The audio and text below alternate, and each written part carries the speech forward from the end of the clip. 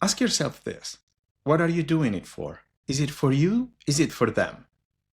Don't want to compromise. I always paid the price. I did it all for love.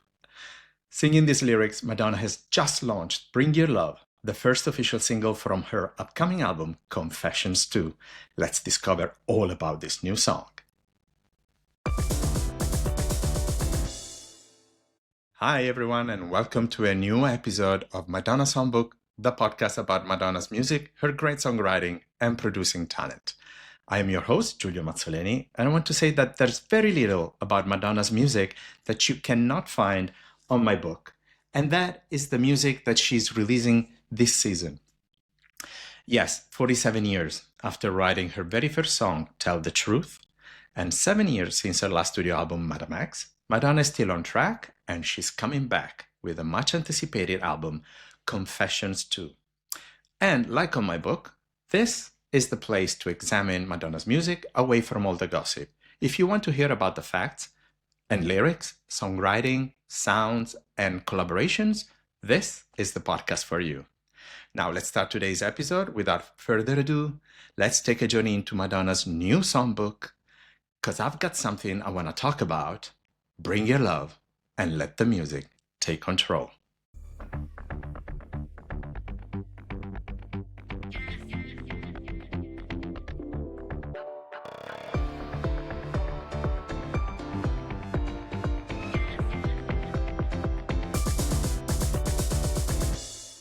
All right, everyone, it's been just few hours since Madonna's Bring Your Love has been released.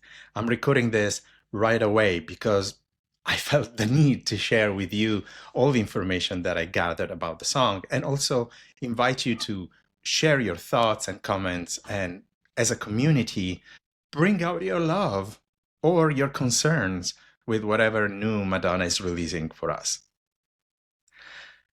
Now, like I said, Bring Your Love is Madonna's first official single coming from her album Confessions 2. A couple of weeks ago, she put out I Feel So Free as an anticipation, as a teaser, as a campaign opener. But now we're doing the real thing. This is the real game. With the duet with Sabrina Carpenter anticipated by a performance at Coachella a couple of weeks ago, Madonna has put out the single over the last few hours, and it's already number one on iTunes in 40 countries. It's at the top of playlists on Spotify. It's doing really great, and I'm so excited about this new campaign. But let's discuss the song and let's find out about it. First of all, I would like to analyze the sound, because it's what really comes up first. I think it's been 30 years since people have been wishing that Madonna would revisit dance house music. There have been occasional situations like I Don't Search, I Find. And obviously, you can never repeat Vogue. This is a conversation she had with Shep Pettibone while she was making Deeper and Deeper. You can never do the same thing twice. But at the same time, it's so welcome and so refreshing that she's doing something that we all love and we connect to, and that is house music. This song has a sound that is so late 80s, early 90s, with such a club anthem vibe.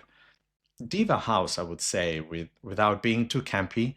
I really like, the piano, the square beat, although there is a lot of sophisticated beats going along to it.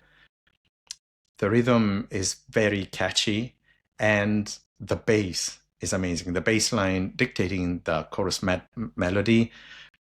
It's a pure, joyful, international club anthem, gay club anthem, probably I would also add, but something that can be related internationally and across all kinds of sexual orientations, gender, races.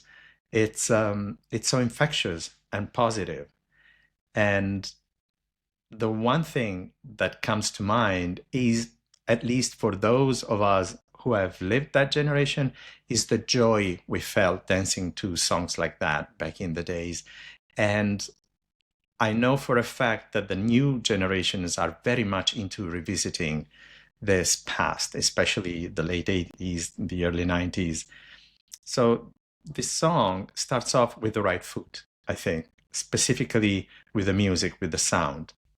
In the credits, you can see that Madonna and Stuart Price have created this song by sampling or interpolating elements from one of the most radical and most relevant house songs from the US band Inner City. The song is Good Life. It was so big at the time that I remember dancing to it in the early 90s in clubs, although it was released at the end of 1988. They also had other hits. I really like Big Fun and Ain't Nobody Better. But this is the one that I've sampled. And although the song has been out for just hours, it's so good that Kevin Saunderson, co-writer and producer of this song, has tweeted about this song saying, "This has the timeless dance DNA, a little Detroit, a little Inner City, so all magic. Respect, Madonna." It's not just quoting other people's songs. I think that everybody can hear elements of Rescue Me, Justify My Love, Celebration, and even that first melodic line in the first verse coming from Miles Away. I just woke up. There's a lot of Madonna in this song. And this brings me to the other voice of this song, the subject of the duet, Sabrina Carpenter. I think she's a brilliant, very young pop artist that clearly tributes Madonna, follows the mold of that sensual, provocative, playful, ironic, sexy pop star. I really admire that, and I like some of her songs. I really love her voice. And although most of us fans are not too happy whenever Madonna does a duet because we think that she can stand on her own, and more about that later, I think this one is effortless. I think it smooths perfectly, and we've seen it on stage at Coachella, how they relate very well despite being very distant generationally, but the language they speak is the same, and there is a good feeling between the two of them.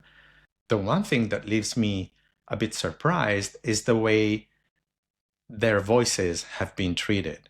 Sabrina's mix is warm and open, just like on other records. She also likes to double herself. It's a trademark of her songs.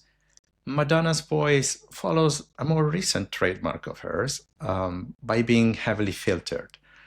I don't particularly dislike this choice. I have grown to appreciate it and learned about it over the last few months. The release of the Bedtime Stories Untold chapter had the new song Right on Time. We also heard the Stuart Price mix of Love One Wait. And then 2 months later, we heard La Bambola for Dolce & Gabbana. And recently, I Feel So Free. And although they are different, they all have a very heavily processed voice. And it's quite obvious by now, the first bite, second bite, third bite, fourth bite. Now we understand what the flavor of the cake is going to be on the album. Now I Feel So Free has very different treatment. This one, On Bring Your Love, is more compressed. But again, there have been times when Madonna really enjoyed her voice to be raw, specifically the album's Music and American Life. But there have been others when she has rounded it and given it echo.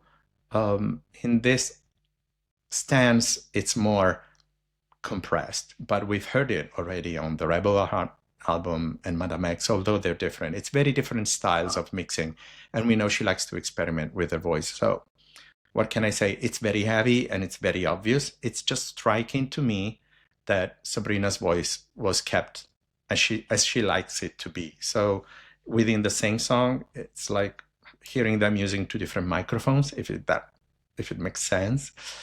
But I really enjoy the song. And I think their collaboration, like I said, isn't forced.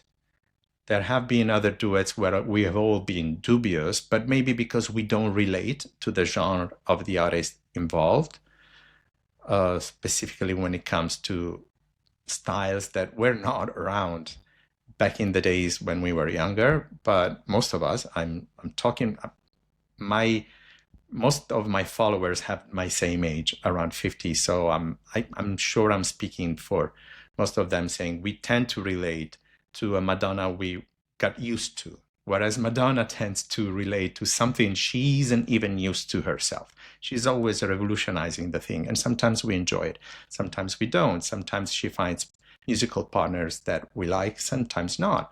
For instance, a lot of people like the Anita collaboration on Faz Costoso, and others didn't. In this case, I really see no harm, because it's like Sabrina is a little Madonna, is a follower, is one of us, and she's sweet and plays with Madonna perfectly. Looking at the credits, Sabrina Carpenter is not that involved. She's not in the writers list, and she's not in the producers list. So very clearly she has participated and followed what she has been told, bringing her flavor. But again, it doesn't detach itself from probably what we would have heard if Madonna did the song by herself. And it's quite clear, obviously, that having a partner like Sabrina Carpenter really opens doors in the market. So when Madonna wants to defend a song she really believes in, she does a video for it. She gives interviews. She picks it as a single, and she finds a singing partner that will give her boost. It's like fuel, and I see nothing wrong with that.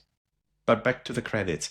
Madonna is writer and producer of the song, along with Stuart Price, who's also a recording and engineer with some assistance, as we've seen in the previous podcast episode, and mixer.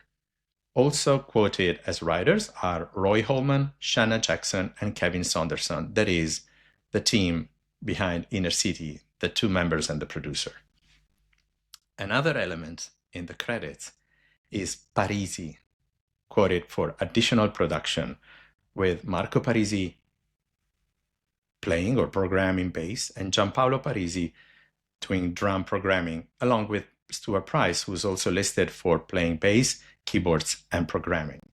Now, Parisi is a duo coming from Salerno in Italy, who have collaborated initially with Italian artists, but then had an international break by collaborating especially with Fred again, but also with Ed Sheeran, will.i.am, and the Black Eyed Peas.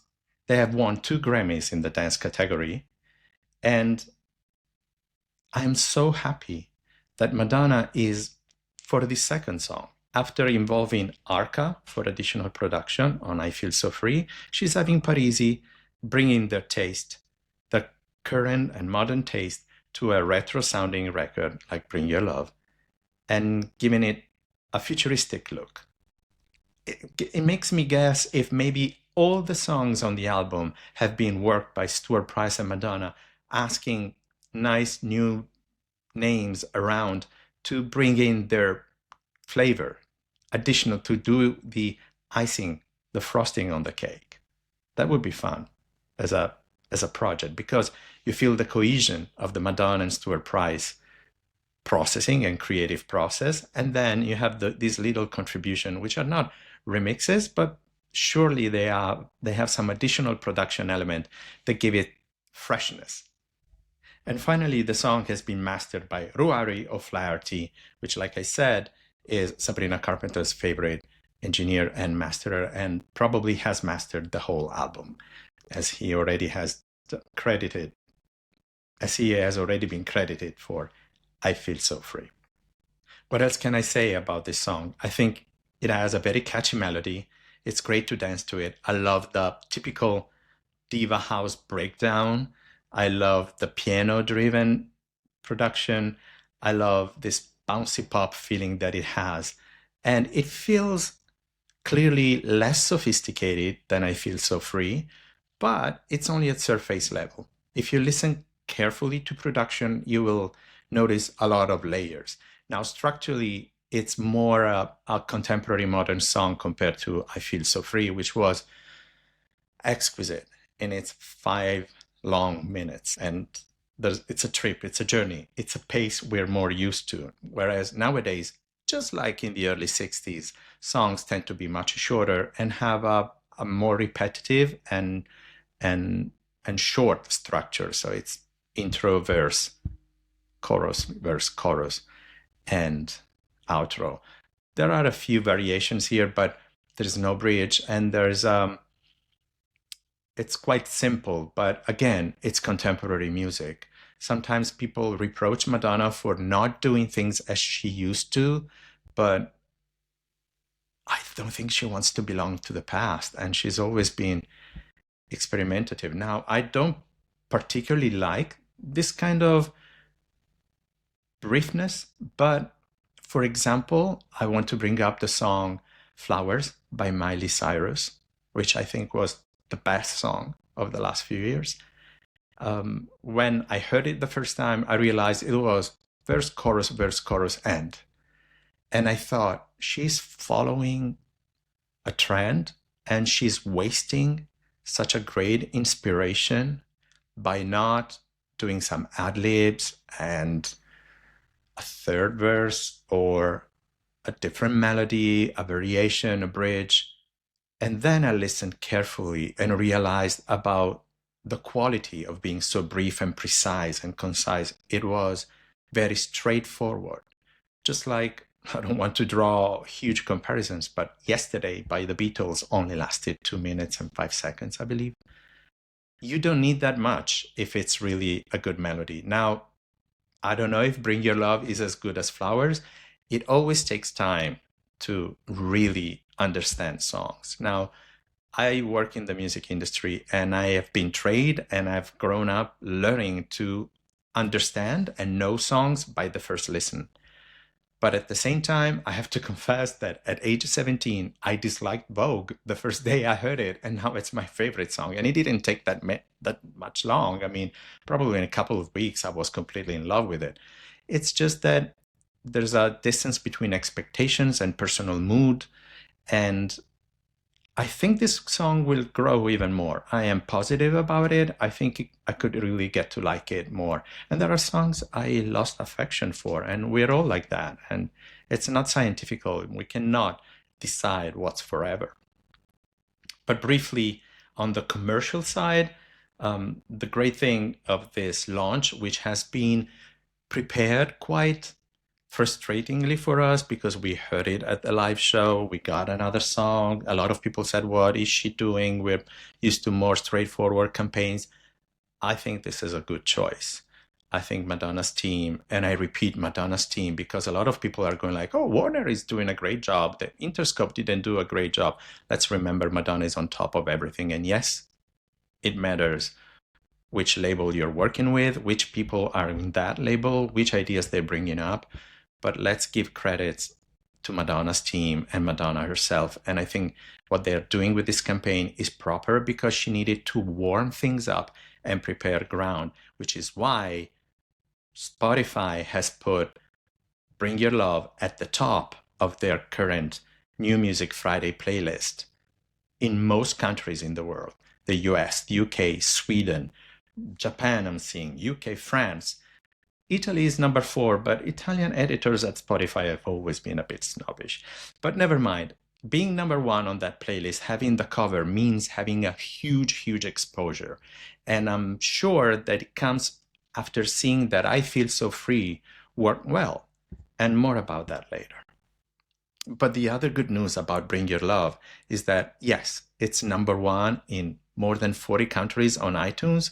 And like I said, it doesn't take much to go to number 1 on iTunes. Nowadays, very few people do downloads, but it's a very good signal. It's a very strong response, and it's a good indication. What's even better is that the BBC Radio 1 has announced the playlist for week commencing May the 1st. And Madonna's and Sabrina's Bring Your Love has been A-listed, which is high rotation. You know when was the last time Madonna got this treatment at BBC Radio 1? I think it was 4 minutes or Give It To Me. But it was 2008. And when Rebel Heart was released, Madonna was kind of banned by BBC Radio 1. their editor in charge said that she was too old for the target of Radio 1. What has changed in the meantime? Well, staff at BBC have changed. Madonna has changed. The perception around Madonna is very, very positive. Like I said recently, there's a very, very good vibe, and everything has been prepared very nicely. And once again, having Sabrina Carpenter in that definitely helped get in that position. So I think we should be grateful for that. Finally, we have the video of the performance that they did at Coachella, and soon I'm pretty sure we will see the new official video, which I think is going to give another major boost to this song, which is definitely going to stream very strongly worldwide.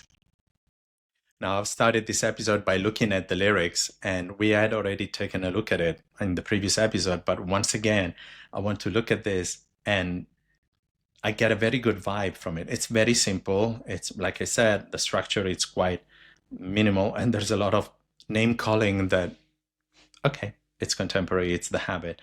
But I really like that behind this simple, genuine pop song, unabashed pop song, there's,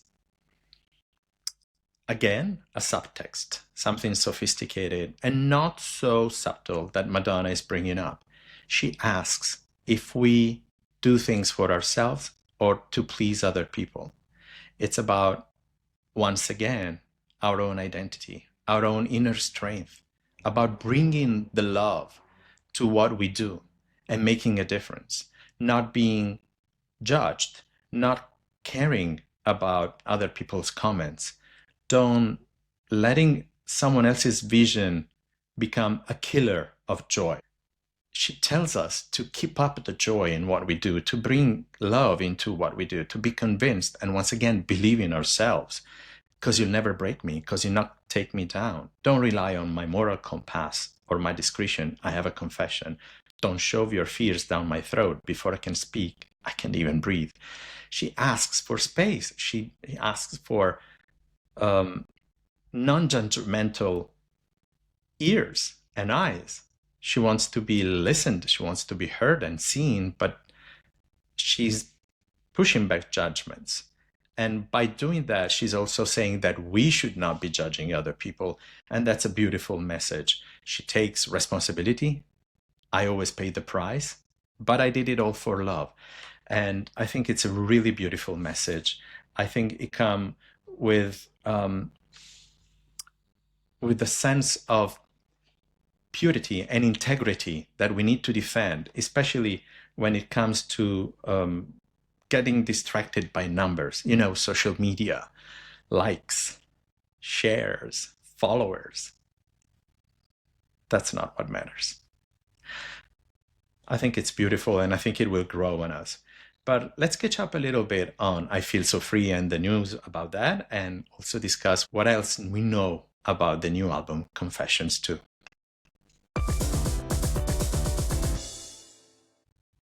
It's been a couple of weeks since the release of I Feel So Free. In the beginning, a lot of people were confused. Is it a single? Is it not? It was a taste to open the conversation about Madonna's Confessions 2, and it feels apt that she has initially released the opening track of the album, which kind of sets the mood. A lot of people are already anticipating a tour, and so am I, where she opens the show with I Feel So Free, the same way she did with Future Lovers for Confessions. I think it would be natural, but let's hear the rest of the record, and let's hope that she confirms a tour soon. Guy Ozieri has said that it's not confirmed yet, that they're looking at these opportunities, but there's also a chance we might be seeing her doing club gigs sooner than a tour, and maybe around the album release. Let's hope so. Let's see what she can do.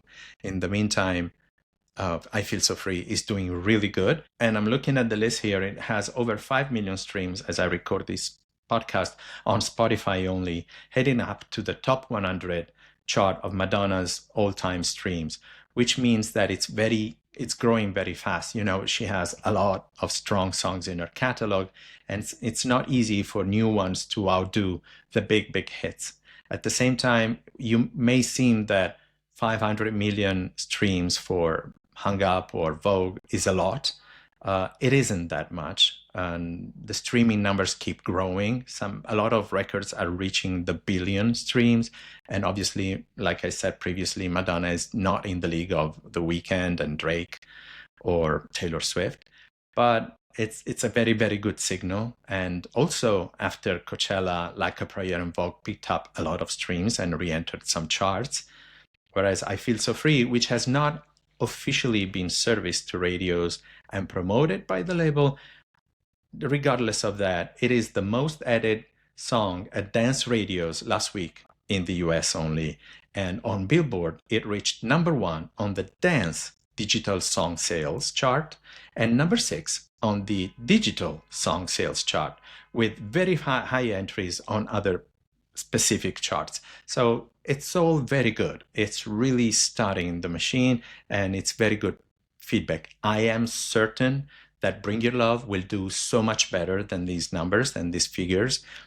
It doesn't really matter when it comes to numbers, as Madonna was saying in the lyrics of the song, but it's good to see good numbers.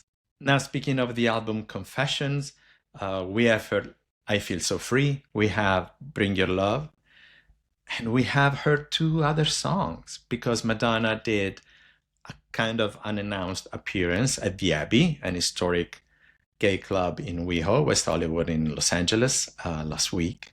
And Stuart Price was at the soundboard, and he played music all through the night. He played Thief of Hearts.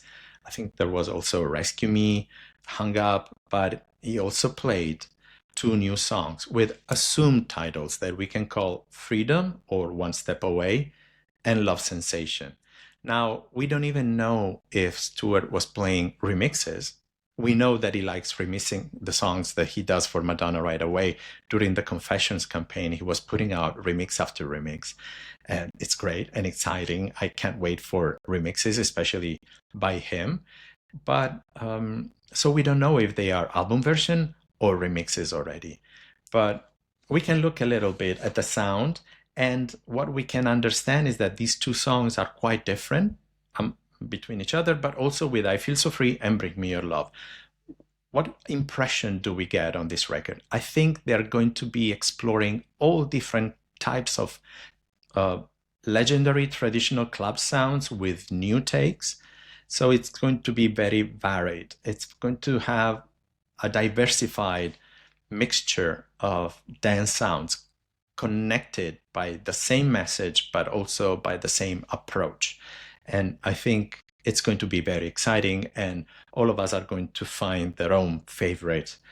The song Love Sensation has a very intriguing bit. Again, it's not easy to judge from handheld phones in clubs at super high volume and the type of sound that Stuart Price was presenting that night. But the other song that everybody calls Freedom, because the word is heavily repeated, but it also says a dance floor is not just bodies, it's so much more. A dance floor is a space for movement. One step away, one step away. Your violence and the trauma you survive, nobody's free until they're broken. Put aside your silence and the trauma deep inside. We're all waiting for our freedom. Now, this song brings up the subject that Madonna really pushed strongly at her appearance at that club, which is about fighting for our freedom, taking our freedom. And it's not about individuality. It's about getting together as a community, as a group. And as this world is kind of collapsing, this, especially the Western, Anglo-Saxon, European and American society is crumbling down. We really have to be there for each other, she says, and fight as a community and not be passive about the most negative changes going on. And I really like it. I find it really sexy that a woman of her age who has been through eras and ages of dance music still sticks to that message, still sticks to her commitment, and believes in the liberating force of being on the dance floor close to someone and connecting to strangers or friends or befriending people and feeling as a community within the protected walls of a club when outside everything is falling apart, whether it was racism and bigotry or the AIDS epidemic or social revolutions and oppositions and poverty, so many things, and wars going on around the world, and getting together and coming out of the isolation of our own selfish identity really helps us and other people. So it's beautiful that she's giving us this message and she's fighting for us. And like she says, Mother is here for you. It really feels beautiful to have a hero like Madonna. So I think there are so many good signals. And once again, every week Madonna is giving us something new. It's hard to keep up the pace. I don't think I will be putting out a podcast every week, but in the campaign leading up to the album, but I really want to keep you posted, and I hope you learned something new with this podcast. Please let me know your thoughts, what you think of the song, and what are your expectations. Just one little thing, expectations and anticipations are kind of like positive when it's about I'm fantasizing about something, but when some people tell me I wanted this, I needed that, it's different, and it's kind of a bit disturbing, because if you think about it, Madonna is not your personal chef giving you pasta when you want pasta. It's not a restaurant, it's not a menu. Madonna thinks of her personal artistic expression, and it's so beautiful when our feeling, our emotions are connecting to a song that is coming out, and it marks our life forever, and we remember where we were when we first heard that song, or when it was a single, and what we were going through. To me, there are songs like Bad Girl that define a whole era of my life, but a specific moment, or even Ghost Town. But there are other things to be said about feeling close to a song, or being surprised or unpleasantly surprised or happy with it. But I think it's very important. I was saying this even a few months ago when I was a guest at the amazing live event in London, live podcasting by Edward Russell for Inside the Groove. And he was so kind to invite me. And I listened to him talking about fan anticipation. We must not let fan anticipation get in our way. I did it with Madame X. I left all expectations aside. I let it come through, and I remember liking that album right away because it was so diversified, but I loved the political side of it, the feminist side of it, the humanist side of it, and some of the songs especially, and I'm very attached to them even now, even though I haven't been listening to Bicham Loca since 2020. But at the same time, I really love that album, and there are songs that I have attached myself, and I let Madonna lead me into that world, and I can't wait for her to grab my hand, to grab our hands and take us back into the club and say, this is what I have conjured up for you. I think this is beautiful.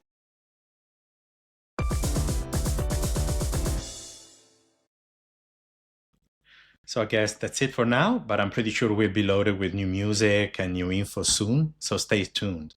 Thanks for all the positive feedback coming from the community of followers and Madonna fans.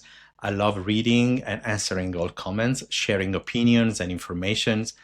Sometimes I make mistakes, like when I called the song French Kiss, French Touch instead on the last episode, and I'm happy to be corrected because it means that you are really listening, so thank you for that. If you're new and you like this, there's a whole season of recent episodes where I chat with great Madonna collaborators such as Stephen Bray, Donna DeLore, Andre Betts, Tracy Young, and analyze the new songs, La Bambola and I Feel So Free. Look them up, and there are more episodes to come up. By the way, I suggest that you subscribe to this podcast so you get notified when new episodes come out and you can see them right away. In the meantime, let's keep in touch. Let's keep talking of Madonna's music, and let's all stream Bring Your Love. Let the music take control. Bye.